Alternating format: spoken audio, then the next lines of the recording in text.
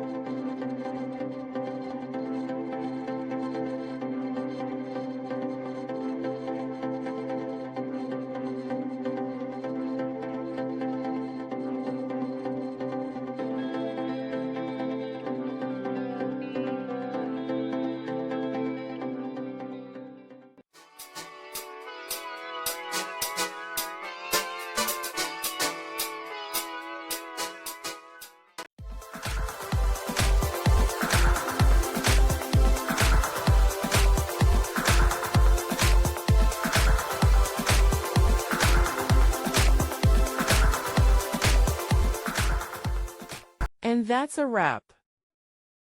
I hope you found the answer you were looking for. If you did, take a second to hit that subscribe button. It really helps out. And let me know in the comments which solution worked best for you. See you next time in the debug zone.